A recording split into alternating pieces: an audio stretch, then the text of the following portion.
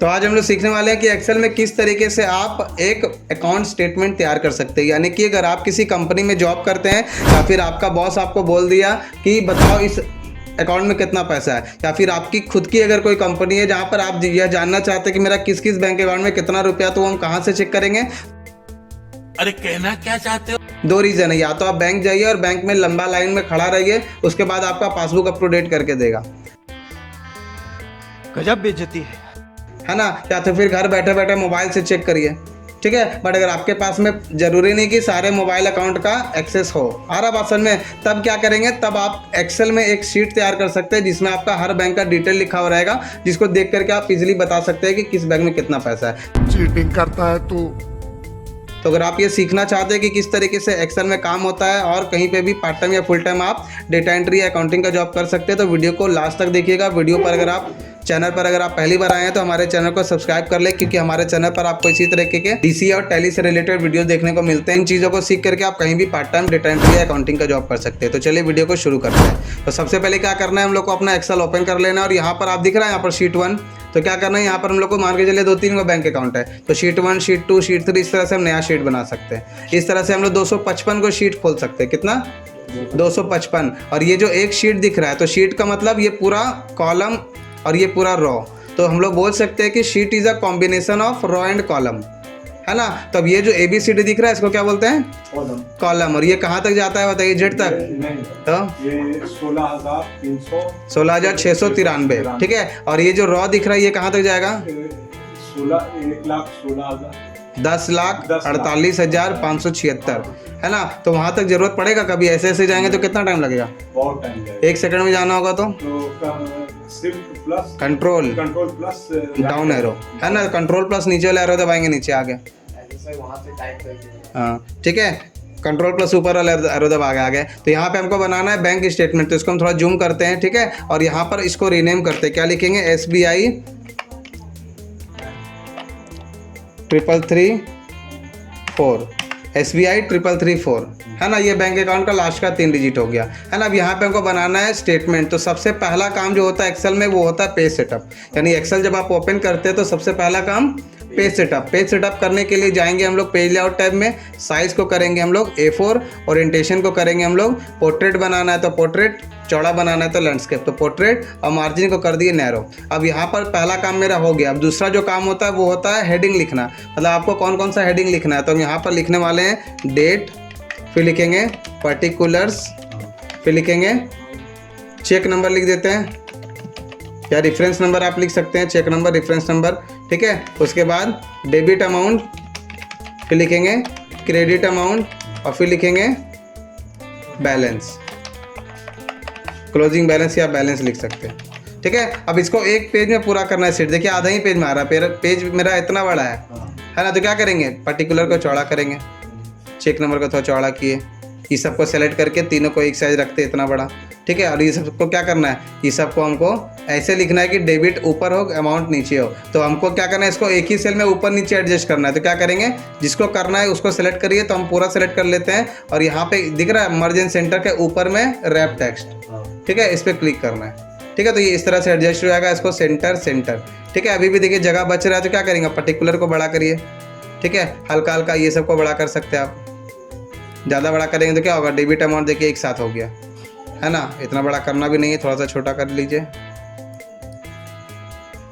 Clear है। तो इस तरीके से आप इसको अपना एडजस्ट कर सकते हैं, क्लियर है ना। तो पहले करेंगे पेज सेटअप, फिर करेंगे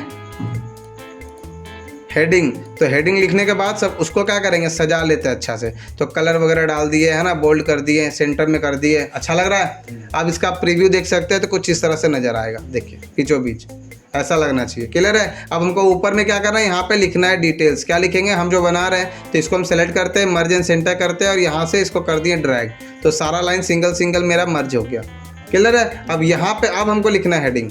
तो पहले पेज सेटअप करने के बाद हेडिंग लिखना है, उसके बाद ही मर्ज एंड सेंटर करना है। पहले अगर आप मर्ज एंड सेंटर करेंगे तो पता नहीं चलेगा कि कहाँ तक करना है, तो हो सकता है कम हो जाएगा, बेसी होगा, बाद में फिर डबल समय लगेगा। तो 5 मिनट का काम को 7 मिनट में करिए, कोई दिक्कत नहीं है, हड़बड़ी नहीं है। 5 मिनट का काम को 3 मिनट में करने का चक्कर है, बाद में 20 मिनट नहीं देना उसमें। अरे कहना क्या चाहते हो? आगे बात समझ में क्या बोले, तो आराम से धीरे धीरे करेंगे, क्या दिक्कत है। यहाँ पर लिखते हैं, जैसे हम यहाँ लिख देते हैं टैली अकाउंटिंग सॉल्यूशन, ठीक है, इस तरीके से लिख दिए। इसको थोड़ा सा कर लेते हैं बोल्ड, साइज बड़ा, ठीक है। कलर चेंज करना है, कलर चेंज कर दीजिए, ठीक है। यहाँ पे क्या लिख रहे हैं हम लिख देते हैं बैंक स्टेटमेंट। ये क्या है मेरा बैंक स्टेटमेंट, तो बोल्ड किए, थोड़ा सा साइज बड़ा किए। कौन से बैंक का है, तो ये है मेरा SBI बैंक, या फिर पूरा लिखते हैं स्टेट बैंक ऑफ इंडिया, ठीक है। अकाउंट नंबर यहाँ पर इस तरीके से हम लोग टाइप कर देते हैं, अकाउंट नंबर,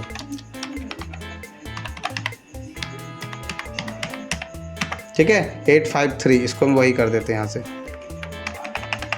853, ठीक है। तो इसको भी थोड़ा सा बोल्ड किए, इसको भी थोड़ा सा कलर किए, तो ज़्यादा कलरफुल नहीं करना है, झंडी मार नहीं लगना चाहिए, ठीक है ना, प्रोफेशनल लगना चाहिए। अब यहाँ पे करना है आपको बॉर्डर का यूज़ करना है, तो बॉर्डर कौन सा बॉर्डर लगाएंगे, आप यहाँ पर ऑल बॉर्डर लगा सकते हैं। तो ऑल बॉर्डर अगर यहाँ नहीं दिख रहा है तो क्या करेंगे, एरो पे क्लिक करके यहाँ से सेलेक्ट करेंगे, क्लियर है। अब यहाँ पर बॉर्डर लग गया। अब हमको यहाँ पर एक चीज़ और लिखना है, यहाँ पर राइट क्लिक करके ना इंसर्ट करेंगे, यहाँ पर हम लोग लिखेंगे ओपनिंग बैलेंस।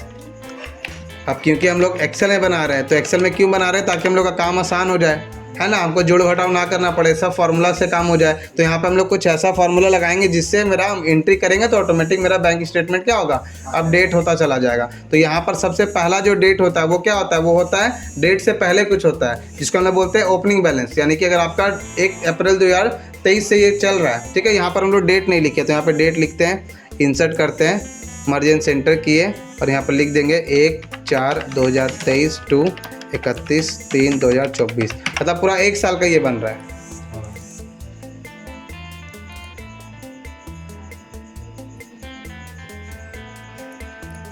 ठीक है, क्लियर है ना, ये पूरा मेरा 1 साल का बन रहा है, ठीक है। तो यहाँ पर क्या लिखेंगे, हम लिखेंगे सबसे पहले ओपनिंग बैलेंस।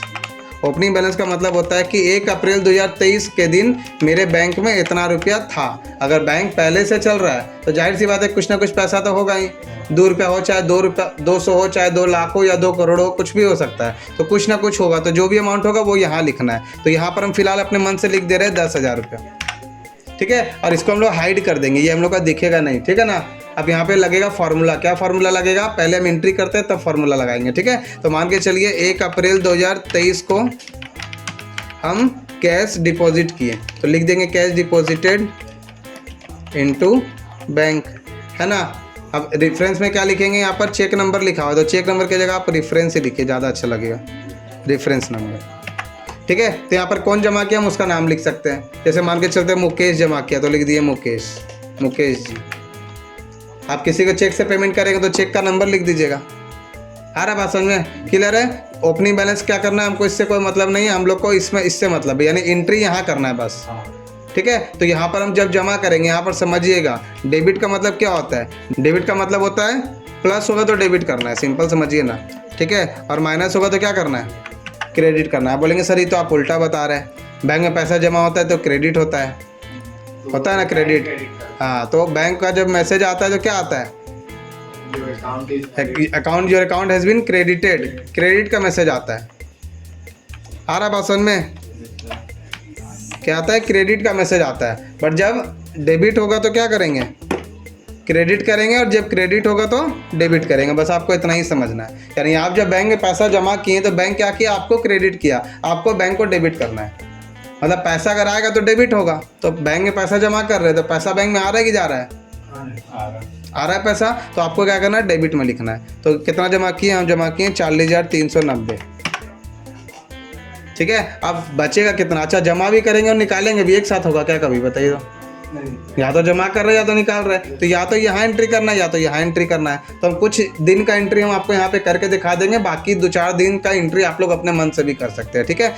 फॉर्मूला लगेगा इस जगह पर, क्या लगेगा, इक्वल टू ओपनिंग अमाउंट, ये वाला, इससे पहले लगाते हैं, यहाँ पर पहले फॉर्मूला लगाएंगे, इक्वल टू ओपनिंग अमाउंट, ठीक है ना, प्लस डेबिट माइनस क्रेडिट, ठीक है। यहाँ पे लिखा हुआ भी है, डेबिट अमाउंट को क्या करना है, प्लस करना है, क्रेडिट को माइनस करना है। तो ये फार्मूला लग गया, इसको कर दिए ड्रैग, ये बैलेंस कितना कैसे आया? 10,000 मेरे पास पहले से था, इसमें जो जमा किए वो जोड़ दिए, जो निकाले वो माइनस कर दिए। तो क्या लिखेंगे यहाँ पर? हम लिखे इक्वल टू, कोई भी एक्सेल में फॉर्मूला लगाने से पहले इक्वल टू दबाते हैं, और ये एकदम सबसे सिंपल फार्मूला, मतलब इससे सिंपल कुछ नहीं होगा। इससे ऊपर है जहाँ पर आपको कुछ फार्मूला टाइप करना होता है, उससे ऊपर आपको बहुत लंबा लंबा फार्मूला टाइप करना है, तो फार्मूला का भी एक लेवल होता है, ठीक है। तो ये एकदम सिंपल फार्मूला है। तो क्या करेंगे? इक्वल टू, इसको क्लिक कर लिए, यानी कि D7 आया वासन में। जो भी सेल पे क्लिक करेंगे वो सेल आपका ऑटोमेटिक सेलेक्ट हो जाएगा। अच्छा। कोई दिक्कत है? तो इसको क्लिक किए, दिस सेल प्लस करेंगे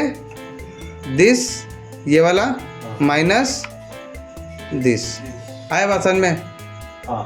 क्लियर है ना? इंटर मार दिए, अब इसको ड्रैग कर दिए ऊपर से नीचे तक, काम खत्म। अब यहाँ पे क्या करना है? हम क्या बताएं, यहाँ पे एंट्री होगा, बाकी सब जगह फार्मूला रहेगा। तो यहाँ पे 10,000 का नीचे क्या करेंगे? इक्वल टू ऊपर वाला का लास्ट का जो क्लोजिंग बैलेंस है वो आ जाएगा, ठीक है। मतलब उसके ऊपर वाला का क्लोजिंग। तो देखिए 10,000 क्लोजिंग था, 10,000 ओपनिंग हो गया, ठीक है। अब 40,390 जमा किए तो 50,390 हो गया। अब इसको आप राइट क्लिक करके हाइड कर दीजिए। अब देखिए जब आप पैसा जमा करेंगे तो आपका अमाउंट बढ़ेगा, जब पैसा निकालेंगे तो आपका अमाउंट घटेगा। कोई दिक्कत नहीं है, ठीक है। जैसे हम यहाँ पर अमाउंट लिखेंगे, जैसे हम 15,000, हम 5390 रुपये का किए, जमा किए, ठीक है। नहीं 5390 हम निकालते हैं, तो 5390 निकालेंगे तो क्या होगा? 50,000 हो गया, 50,000 मेरा बचा हुआ है ना। तो इस तरीके से आप क्या करेंगे? एंट्री करेंगे और इसको हाइड कर देते हैं हम। यहाँ पे कम से कम 5-6 दिन का एंट्री करना है। तो जैसे 1 तारीख का हो गया एंट्री, अब 2 तारीख का एंट्री किए, क्या? कैश डिपॉजिट इंटू बैंक ही लिख देते हैं, यही सेम एंट्री। फिर यहाँ पे करते हैं हम लोग 4/4/2023 को क्या लिखेंगे? ट्रांसफ़र टू के इंटरप्राइजेज, मतलब के इंटरप्राइजेज को हम क्या किए? ट्रांसफ़र किए, ठीक है। तो चेक नंबर यहाँ लिख देंगे। तो चेक नंबर क्या है? तो 350006, ये चेक नंबर हो गया। समझ गए बात को? और कितना अमाउंट? तो 5,000। देखिए ये अच्छा नहीं लग रहा है, कुछ सेंटर में है, कुछ दाएं है, कुछ बाएं हैं, अच्छा लग रहा है ना। तो सबको क्या करना है? सबको सेंटर में रखना है। तो सबको सेलेक्ट करके एक बार हटाएंगे, वापस क्लिक कर देंगे, तो सब बीचों बीच आ जाएगा, ठीक है। बट ये जो अमाउंट होता है ये हमेशा राइट साइड में होना चाहिए, ये सब सेंटर में नहीं होना चाहिए, ठीक है। जैसे हम यहाँ पर लिखते हैं, अब यहाँ जैसे 290 यहीं पे लिखते हैं ना, 290, तो ये अच्छा लग रहा है? बताइए ये किसके नीचे अच्छा नहीं ना लग रहा है? तो अमाउंट को जब भी लिखेंगे तो ये मेरा राइट साइड में रहेगा इस तरह से, ठीक है। पॉइंट के बाद 2 डिजिट रहेगा, तो ये जो जनरल है ना इसको आपको नंबर कर देना है, ठीक है। अब यहाँ पर पॉइंट के बाद 2 डिजिट आ गया। तो इस तरीके से आपका अमाउंट लिखना है। अब कितना रुपए जमा हुआ, कितना निकाले, वो आपको देखना है। तो आप यहाँ पे फॉर्मूला लगा दीजिए, ऊपर से नीचे तक सेलेक्ट किए, यहाँ पे कर दिए ऑटो सम, ठीक है। वही चीज़ यहाँ पे भी कर सकते हैं आप ऐसे, कोई दिक्कत नहीं ना। क्लोजिंग बैलेंस आपका ये चलता रहेगा। मान के चलिए जगह भर गया मेरा, तो क्या करेंगे? यहाँ पे कुछ सेल इंसर्ट करेंगे। अब इंसर्ट करेंगे तो फार्मूला आपके साथ कॉपी नहीं होगा, तो फार्मूला को आपको वापस से इसको अनहाइड करके यहाँ से यहाँ तक इसको सेलेक्ट करना है, और इसको भी यहाँ से यहाँ तक सेलेक्ट करना है, इसको हाइड कर देना है। आया बात समझ में? तो इस तरीके से आपको बनाना है बैंक स्टेटमेंट। ये मेरा एक बैंक का बना है, इसी तरीके से हर बैंक का बनेगा, ठीक है। तो पहले आज सिर्फ एक ही का बनाइए, हम इसका प्रीव्यू देख लेते हैं इस तरीके से, और आपको हम डायरेक्ट ये वाला फ़ोटो भेज दे रहे हैं, ये वाला, ठीक है ना। इसमें आपको टोटल चीज़ समझ में आ जा रहा है, क्लियर है? समझ में आ गया? तो कुछ इस तरीके से आप अपना बैंक स्टेटमेंट तैयार करेंगे। आशा करता हूँ आपको ये वीडियो पसंद आया। वीडियो पसंद आया तो वीडियो को लाइक करें, चैनल पर पहली बार आए तो चैनल को सब्सक्राइब करें और बेल आइकन दबा दें, ताकि इसी तरह का वीडियो आपको कंटिन्यू मिलता रहे। तब तक के लिए मिलता हूँ नेक्स्ट वीडियो में। जय हिंद, वंदे मातरम। Thank you for watching, bye bye.